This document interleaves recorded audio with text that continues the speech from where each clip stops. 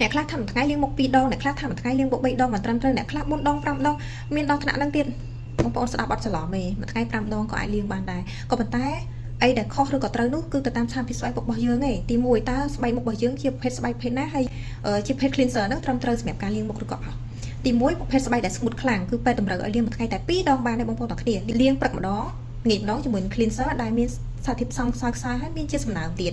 ចាហើយមួយទៀតបងប្អូនកុំភ្លេចលាបជាមួយនឹងគ្រីមការពារថែមពីលើថែមទៀតផងសម្រាប់អ្នកមានស្បែកស្ងួតហើយបើសិនបើបងប្អូនមានស្បែក normal skin មានស្បែកដែលស្ងួតហើយមានប្រេងតិចតិចអញ្ចឹងអានេះគេហៅប្រភេទ normal skin បងប្អូនអាចជ្រើសរើសប្រភេទ foam លាងមុខជាប្រភេទ all skin type មានន័យថាប្រភេទស្បែកទូទៅលាងមួយថ្ងៃចន្លោះ2ឬក៏3ដងក្នុងមួយថ្ងៃទៅតាមសកម្មភាពប្រចាំថ្ងៃរបស់យើងមានស្បែកដែលប្រភេទប្រេងមើលមិនចឹងណាគ្រូចាអាចសង្កត់ខ្លួនឯងងាយទី1បងប្អូនលាងមុខអត់ដល់1ម៉ោងចាប់ផ្ដើមមានប្រេងបែកតិចតិចលើស្បែកឯងនោះបងប្អូន